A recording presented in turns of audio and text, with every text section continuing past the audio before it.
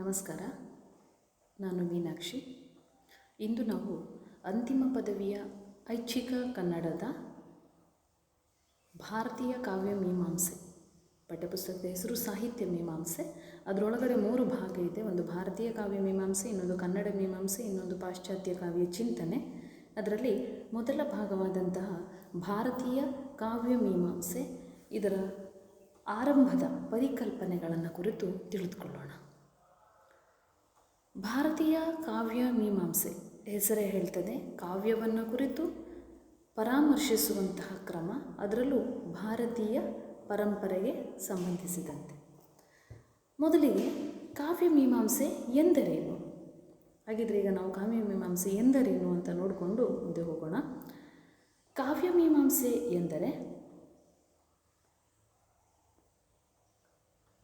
ಕವಿ.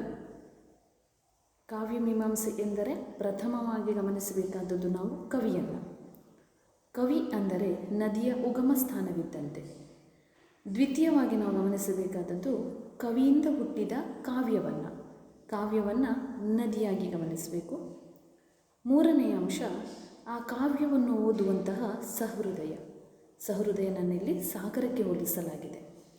ಕಾವ್ಯ ಮೀಮಾಂಸೆ ಎಂದರೆ ಹುಟ್ಟಿದ ನದಿಯು ಸಾಗರವನ್ನು ಸೇರುವಂತೆ ಕವಿಯಿಂದ ಹುಟ್ಟಿದ ಕಾವ್ಯ ಸಹೃದಯನನ್ನು ಸೇರಿ ಯಶಸ್ವಿಯಾಗ್ತದೆ, ಸಾರ್ಥಕತೆ ಪಡೆದುಕೊಳ್ಳುತ್ತದೆ. ಹೀಗೆ ಕವಿ, ಕಾವ್ಯ, ಸಹೃದಯ ಈ ಮೂರರ ನಡುವಿರುವ ಸಂಬಂಧಗಳನ್ನು ನಮಗೆ ತಿಳಿಸುವಂತಹದ್ದೇ ಕಾವ್ಯ ಮೀಮಾಂಸೆ.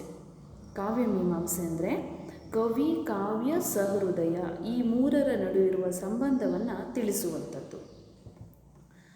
ಕಾವ್ಯವೆಂಬ ಕಾವೇರಿಗೆ ಕವಿಯೇ ಬ್ರಹ್ಮಗಿರಿ ಅಂದರೆ ನದಿಯ ಉಗಮ ಸ್ಥಾನ.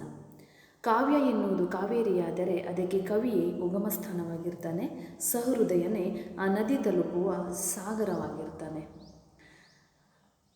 ಕಾವ್ಯದ ಪರಿಶೀಲನೆ ಅಥವಾ ಪರಾಮರ್ಶೆ, ಉದಾಹರಣೆಗೆ ಯಾವುದೇ ಒಂದು ಕಾವ್ಯಗಳನ್ನು ನೀವು ತೆಗೆದುಕೊಳ್ಬೋದು. ಅದು ಹಳಗನ್ನಡ ಇರ್ಬೋದು, ಹೊಸಗನ್ನಡ ಇರ್ಬೋದು, ನಡುಗನ್ನಡ ಇರ್ಬೋದು. ಯಾವುದೇ ಭಾಷಾ ಘಟ್ಟದ ಯಾವುದೇ ಒಂದು ಸಾಹಿತ್ಯ ಪ್ರಕಾರವನ್ನು ನೀವು ತೆಗೆದುಕೊಂಡಾಗ ಅಲ್ಲಿ ಕಾವ್ಯವನ್ನು ಹೇಗೆ ಪರಿಶೀಲಿಸಬೇಕು. ಪ್ರತಿಯೊಂದು ಕಾವ್ಯವು ಪರಿಶೀಲನೆಗೆ, ವಿಮರ್ಶೆಗೆ ಒಳಪಡಬೇಕು. ಆ ಪರಿಶೀಲನೆ ಅಥವಾ ಪರಾಮರ್ಶೆಯನ್ನು ನಾವು ಕಾವ್ಯ ಮೀಮಾಂಸೆ ಅಂತ ಕರೆಯಬಹುದು. ಹಾಗಿದ್ರೆ ಮೀಮಾಂಸೆ ಎನ್ನುವ ಪದ ಯಾವ ಮೂಲದಿಂದ ಬಂದಿದೆ? ಮೀಮಾಂಸೆ ಎನ್ನುವ ಪದ ಸಂಸ್ಕೃತ ಮೂಲದಿಂದ ಬಂದಿರುವಂಥದ್ದು. ಕಾವ್ಯ ಮೀಮಾಂಸೆಯ ಅರ್ಥ ಮತ್ತು ವ್ಯಾಪ್ತಿಯನ್ನು ನೋಡೋಣ. ಕವಿ ತಾನು ನಿತ್ಯ ಜೀವನದಲ್ಲಿ ಅನುಭವಿಸಿದಂತಹ, ತಾನು ಕಂಡಂತಹ ಹಲವಾರು ಘಟನೆಗಳಿಗೆ, ತಾನು ಅನುಭವಿಸಿದ ಕಷ್ಟ ಸುಖಗಳಿಗೆ ಪದಗಳ ರೂಪವನ್ನು ನೀಡಿ ಕಾವ್ಯ ಎನ್ನುವ ಆಕೃತಿಯನ್ನು ಸೃಷ್ಟಿಸ್ತಾನೆ. ಅಪಾರೆ ಕಾವ್ಯ ಸಂಸಾರೇ ಕವಿರೇವ ಪ್ರಜಾಪತಿ ಅಂತ ಹೇಳ್ತಾರೆ. ಕಾವ್ಯ ಸಂಸಾರ ಎನ್ನುವ ಆ ಲೋಕದಲ್ಲಿ ಕವಿಯೇ ಪ್ರಜಾಪತಿ, ಬ್ರಹ್ಮ ಅಂದರೆ ಆತನೇ ಅಲ್ಲಿ ಸೃಷ್ಟಿಕರ್ತ. ಕಾವ್ಯವೆಂಬುವ ಜೀವ ಹುಟ್ಟಲು ಕಾರಣೀಕರ್ತನೆಂದರೆ ಕವಿ. ಆ ಜೀವ ಹುಟ್ಟಿದ ಕಾವ್ಯವೆನ್ನುವ ಜೀವ ಸಾರ್ಥಕತೆಯನ್ನು ಪಡೆದುಕೊಳ್ಳುವುದು ಓದುಗನ ಮನಸ್ಸಿಗೆ ಮುಟ್ಟುವಂತಹ ರೀತಿಯಲ್ಲಿ. ಕವಿ, ಕಾವ್ಯ, ಸಹೃದಯ ಈ ಮೂರರ ನಡುವಿನ ಸಂಬಂಧವೇ ಕಾವ್ಯ ಮೀಮಾಂಸೆ. ಈಗ ಯಾವುದಾದ್ರೂ ಒಂದು ಸಂಗೀತವನ್ನು ಕೇಳಿದಾಗ, ಯಾವುದೋ ಒಂದು ಸಿನಿಮಾವನ್ನು ನೋಡಿದಾಗ, ಕಾದಂಬರಿಯನ್ನು ಓದಿದಾಗ, ಕಥೆಯನ್ನು ಓದಿದಾಗ ನಾವು ಅದರೊಳಗೆ, ಆ ಪಾತ್ರದೊಳಗೆ ನಾವು ಆಗ್ತೇವೆ. ಅಲ್ಲಿರುವ ಯಾವುದೋ ಒಂದು ಪಾತ್ರಕ್ಕೆ ನಮ್ಮನ್ನು ನಾವು ಹೋಲಿಸಿಕೊಳ್ತೇವೆ. ಅಂದರೆ ನಮಗೆ ಆನಂದಾನುಭವ ಆಗ್ತಾ ಇದೆ ಅಂತ. ಆ ಒಂದು ನಮ್ಮ ಎದುರಿಗಿರುವ ಮಾಧ್ಯಮವಾದಂತಹ ಕಾದಂಬರಿ ಇರ್ಬೋದು, ಕಥೆ ಇರ್ಬೋದು, ಸಿನಿಮಾ ಇರ್ಬೋದು, ಸಂಗೀತ ಇರ್ಬೋದು, ಇವುಗಳ ಮೂಲಕ ನಮಗೆ ಆನಂದಾನುಭವ ಆಗ್ತಾ ಇದೆ ಅಂತ ಹೇಳಿದರೆ ಅಲ್ಲಿ ಕವಿಯ ಕಾವ್ಯ ಜೀವ ಯಶಸ್ಸನ್ನು ಪಡೆದುಕೊಳ್ತು. ಕವಿಯಿಂದ ಸೃಷ್ಟಿಯಾದ ಕಾವ್ಯ ಸಾರ್ಥಕತೆಯನ್ನು ಪಡೆದುಕೊಳ್ತು ಅಂತ. ಕಾವ್ಯ ಮೀಮಾಂಸೆ ಅಂದರೆ ಸೌಂದರ್ಯ ಮೀಮಾಂಸೆ ಅಂತ ಕೂಡ ಹೇಳ್ಬೋದು. ಯಾಕಂದರೆ ಕಾವ್ಯವೇ ಸೌಂದರ್ಯ, ಸೌಂದರ್ಯವೇ ಕಾವ್ಯ. ಮೀಮಾಂಸೆ ಎನ್ನುವ ಪದ ಸಂಸ್ಕೃತದಿಂದ ಬಂದರೂ ಕೂಡ ಭಾರತೀಯ ಪರಂಪರೆಯಲ್ಲಿ ಆಯಾ ಭಾಷೆಯಲ್ಲಿ, ಉದಾಹರಣೆ ಕನ್ನಡದಲ್ಲಿ ತನ್ನದೇ ಆದ ಒಂದು ಕಾವ್ಯ ಮೀಮಾಂಸೆ ಸೃಷ್ಟಿಯಾಗಿದೆ.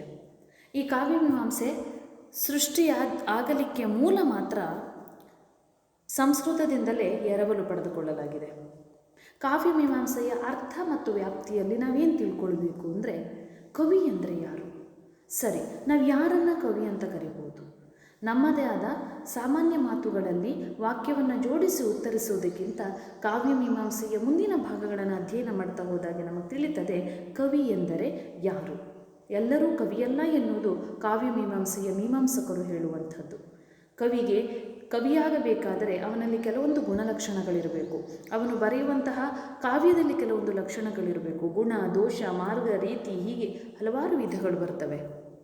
ಅಂಥವನ್ನೆಲ್ಲ ಇಟ್ಟುಕೊಂಡು ಕಾವ್ಯ ರಚಿಸಿದರೆ ಆತನನ್ನು ಮಾತ್ರ ಕವಿ ಎನ್ನಬಹುದು. ಕಾವ್ಯ ಎಂದರೆ ಏನು?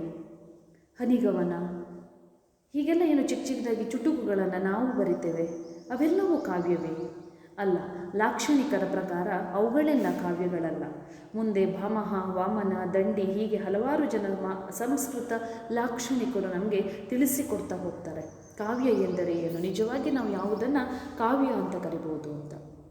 ಮುಂದುವರೆದು ಕಾವ್ಯಮೀಮಾಂಸೆಯಲ್ಲಿ ನಾವು ಕಾವ್ಯದ ಸ್ವರೂಪವನ್ನು, ಲಕ್ಷಣವನ್ನು, ಕಾವ್ಯದ ಪ್ರಯೋಜನವನ್ನು ಇವೆಲ್ಲದರ ಕುರಿತು ಚರ್ಚೆ ಮಾಡಲಿಕ್ಕಿದ್ದೇವೆ.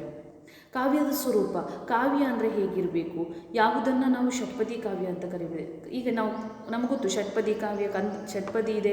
ಸಾಹಿತ್ಯದ ಪ್ರಕಾರಗಳಲ್ಲಿ ಷಟ್ಪದಿ, ಕಂದಪದ್ಯ, ತ್ರಿಪದಿ, ಹೀಗೆ ಹಲವಾರು ಪ್ರಕಾರಗಳಿವೆ. ಚಂಪು, ಖ್ಯಾತ ಕರ್ನಾಟಕ ವೃತ್ತಗಳು, ಹೀಗೆ ಛಂದಸ್ಸಿರ್ಬೋದು, ಸಾಹಿತ್ಯ ಇರ್ಬೋದು, ಹಲವಾರು ಪ್ರಕಾರಗಳಿವೆ. ಆದರೆ ಒಂದು ಕಾವ್ಯ ಅಂತ ಅನ್ನಿಸ್ಕೊಳ್ಳಿಕ್ಕೆ ಅದಕ್ಕೆ ತನ್ನದೇ ಆದ ಸ್ವರೂಪ ಇರಬೇಕು. ಒಂದು ಚೌಕಟ್ಟನ್ನು ಹಾಕಿಕೊಡ್ತಾರೆ ಇಲ್ಲಿ ನಮಗೆ ಮೀಮಾಂಸಕರು. ಆ ಚೌಕಟ್ಟಿನೊಳಗಡೆ ಆ ಕಾವ್ಯ ರೂಪಿತವಾಗಿರಬೇಕು, ಅದನ್ನು ಮಾತ್ರ ಕಾವ್ಯ ಅಂತಾರೆ. ಲಕ್ಷಣಗಳಿರಬೇಕು. ಕಾವ್ಯ ಅಂತ ಆಗಬೇಕಿದ್ರೆ ಇಂತಹುದೇ ಲಕ್ಷಣಗಳಿರಬೇಕು. ಆ ಲಕ್ಷಣಗಳನ್ನು ಒಬ್ಬೊಬ್ಬ ಮೀಮಾಂಸಕನು ಏನೇನು ಹೇಳ್ತಾನೆ ಅನ್ನೋದನ್ನು ಮುಂದಿನ ತರಗತಿಗಳನ್ನು ನಾವು ತಿಳ್ಕೊಳ್ಳೋದಕ್ಕಿದ್ದೇವೆ. ಕಾವ್ಯದ ಪ್ರಯೋಜನ, ಅಂತಿಮವಾಗಿ ಒಂದು ಪ್ರಶ್ನೆ, ಕಾವ್ಯದಿಂದ ಪ್ರಯೋಜನ ಇದೆಯಾ? ಖಂಡಿತವಾಗ್ಲೂ ಇದೆ. ಕಾವ್ಯದಿಂದ ಹಲವಾರು ಪ್ರಯೋಜನಗಳಿವೆ. ಇದನ್ನು ಕೂಡ ನಮಗೆ ಮಮ್ಮಟ ಎನ್ನುವಂಥ ಲಾಕ್ಷಣಿಕ ತುಂಬ ಸುಂದರವಾಗಿ ಹೇಳಿಕೊಡ್ತಾನೆ. ಅದನ್ನು ಮುಂದೆ ನಾವು ತಿಳ್ಕೊಳ್ಳಿಕ್ಕಿದ್ದೇವೆ. ಪ್ರಾಚೀನ ಕಾಲದಲ್ಲಿ ಈ ಕಾವ್ಯಮೀಮಾಂಸೆಯನ್ನು ಕಾವ್ಯಮೀಮಾಂಸೆ ಅಂತ ಕರಿತಾ ಇರಲಿಲ್ಲ. ಈ ಕಾವ್ಯಮೀಮಾಂಸೆನ ಅಲಂಕಾರ ಶಾಸ್ತ್ರ ಅಂತ ಕರಿತಿದ್ರು.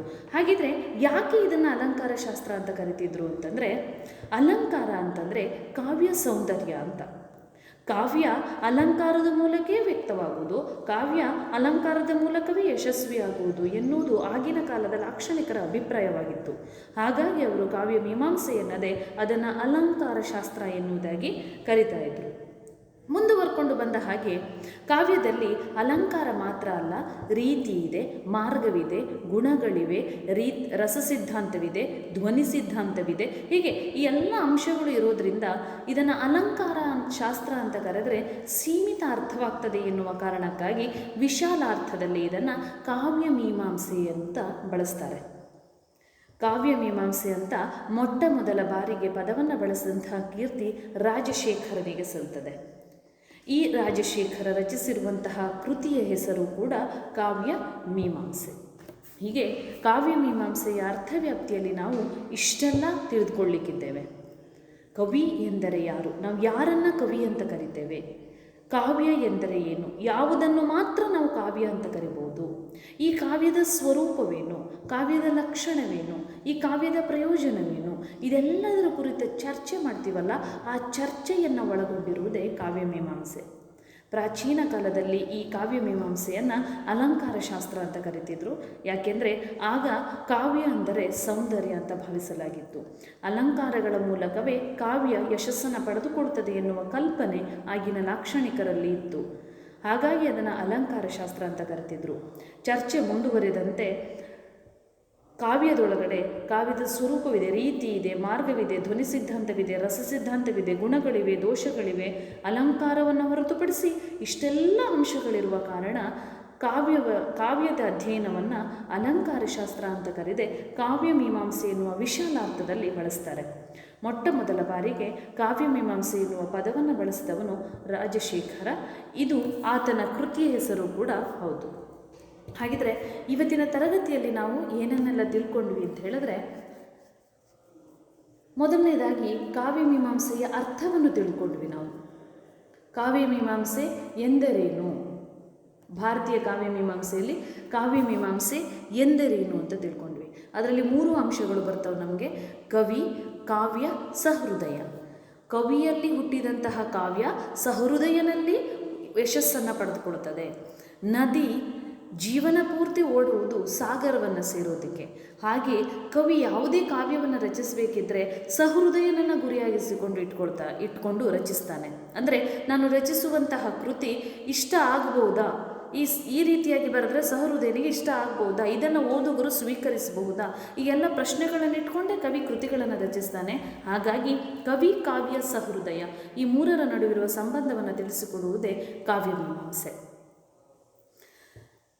ಕಾವ್ಯವೆನ್ನುವುದನ್ನು ನಾವು ಕಾವೇರಿಗೆ ಹೋಲಿಸಿದರೆ ಅಲ್ಲಿ ನಾವು ಕವಿಯನ್ನು ಬ್ರಹ್ಮಗಿರಿ ಅಂತ ಕರಿಬಹುದು. ಕಾವ್ಯವೆನ್ನುವುದನ್ನು ಕಾವೇರಿ ಅಂದ್ಕೊಂಡ್ರೆ ಕವಿ ಬ್ರಹ್ಮಗಿರಿ ಆಗ್ತಾನೆ, ಅಂದರೆ ನದಿಯ ಹುಟ್ಟಿದ ಸ್ಥಾನವಾಗ್ತಾನೆ, ಉಗಮ ಸ್ಥಾನವಾಗ್ತಾನೆ. ಆಗ ಸಹೃದಯ ಸಾಗರನಾಗ್ತಾನೆ. ಈ ಮೀಮಾಂಸೆ ಎನ್ನುವ ಪದ ಬಂದಿರುವಂಥದ್ದು ಸಂಸ್ಕೃತ ಮೂಲದಿಂದ. ಕಾವ್ಯಮೀಮಾಂಸೆಯ ಅರ್ಥವ್ಯಾಪ್ತಿಯ ಒಳಗೆ ನಾವು ಕವಿ ಎಂದರೆ ಯಾರು, ಕಾವ್ಯ ಎಂದರೆ ಏನು, ಕಾವ್ಯದ ಸ್ವರೂಪವೇನು, ಲಕ್ಷಣವೇನು, ಪ್ರಯೋಜನವೇನು ಎಲ್ಲದರ ಕುರಿತು ಅಧ್ಯಯನ ಮಾಡ್ತೇವೆ. ಪ್ರಾಚೀನ ಕಾಲದಲ್ಲಿ ಕಾವ್ಯಮೀಮಾಂಸೆಯನ್ನು ಅಲಂಕಾರ ಶಾಸ್ತ್ರ ಅಂತ ಕರಿತಾ ಇದ್ರು. ನಂತರ ಚರ್ಚೆಗಳು ಮುಂದುವರಿಯುತ್ತಾ ಹೋದ ಹಾಗೆ ಅದು ಕಾವ್ಯಮೀಮಾಂಸೆ ಎನ್ನುವ ವಿಶಾಲ ಅರ್ಥವನ್ನು ಪಡೆದುಕೊಳ್ತು. ಮೊಟ್ಟ ಮೊದಲ ಬಾರಿಗೆ ಇದನ್ನು ಕಾವ್ಯಮೀಮಾಂಸೆ ಅಂತ ಕರೆದವನು ರಾಜಶೇಖರನ ಕೃತಿಯ ಹೆಸರು ಕೂಡ ಕಾವ್ಯಮೀಮಾಂಸೆ.